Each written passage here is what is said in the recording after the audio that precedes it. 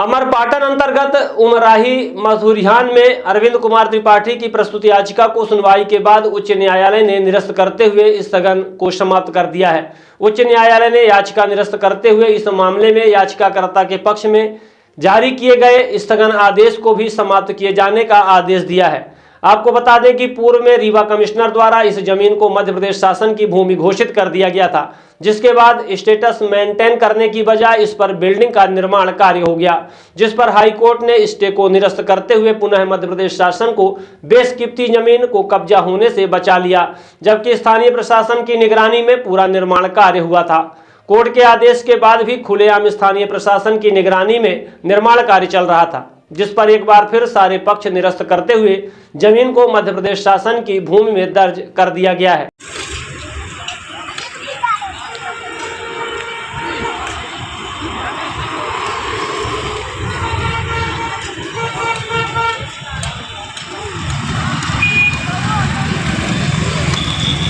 है कि 154/1, 154/2/2 जो कि राजा राम के द्वारा अवैध पट्टा बनवा के, उनके पिताजी के द्वारा अवैध पट्टा बनवा करके उसमें कब्जा किया जा रहा था।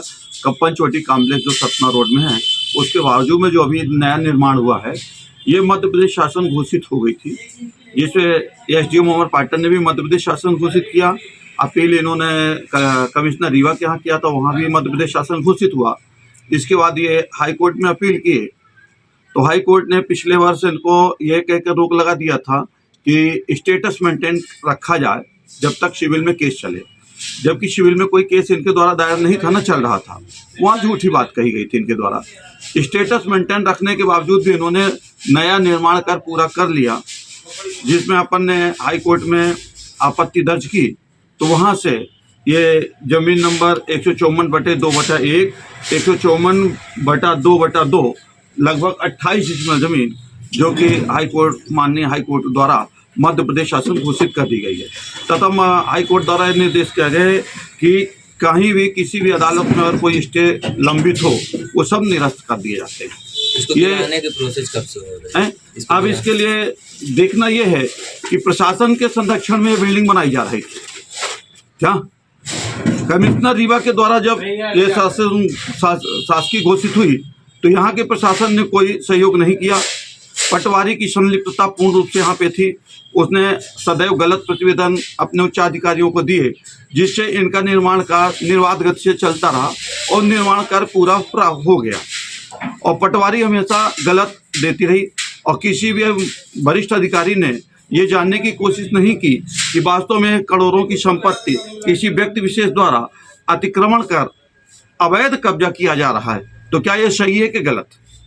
अपन ने जब भी किसी अधिकारी से बात की तो उन्होंने कहा कि हम अगर काम रोकने में असमर्थ पाए जाते हैं तो आप हमारे खिलाफ कंटेम्प्ट चला दो।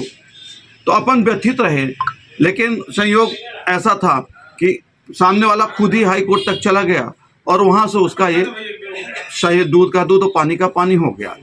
इस पूरे कार्यक्रम में, पूरी बिल्डिंग के निर्माण में सीमा पटवारी जो अमरपाटन में थी, मुख्य अहम रोल उसका था। हमें ऐसा लगता है जैसे उसकी खुद की उस जमीन में पार्टनरशिप रही हो आधे हाथ की, कि आप बनाइए, मैं बनवाने में आपकी मदद करती हूँ और आपको कोई रोक नहीं पाएगा, हम ऐसे प्रतिवेदन देते रहेंगे। इस जमीन के साथ में एक सामने और जमीन है जो रामखेलावन पटेल जो भूतपूर्व मंत्री हैं, उनके द्वारा भी क्रय की गई फर्जी पट्टे के आधार पे, वो भी कमिश्नर रीवा द्वारा शासकीय घोषित कर दी गई।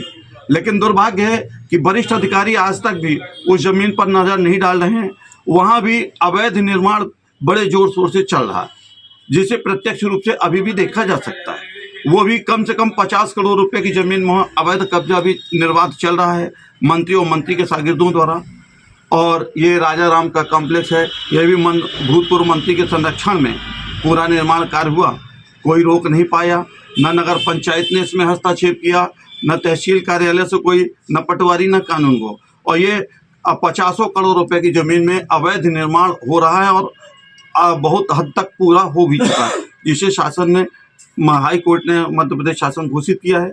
और दूसरी जमीन जो रामखेलावन पटेल जी और उनके सहयोगी की जमीन है, उसमें भी निर्माण कार्य चल रहा है, उसकी कहीं कोई अपील नहीं है। लेकिन किसी भी वरिष्ठ अधिकारी द्वारा उस कार्य में रोक लगाने में सक्षम नहीं हो रहा, क्योंकि उसमें भूतपूर्व मंत्री रामखिलावन पटेल का पूर्ण संरक्षण है, इसलिए कोई अधिकारी उसमें हाथ डालने से बचता है। अब देखना है कि हाई कोर्ट के आदेश के बाद कौन सा अधिकारी कितना अपना योगदान देता है बिल्डिंग को शासकीय जमीन में रिकॉर्ड में दर्ज कराने में और बिल्डिंग को खाली करा के गिराने में। क्या शुभ नाम है आपका? हमारा नाम विमल कुमार जैन है।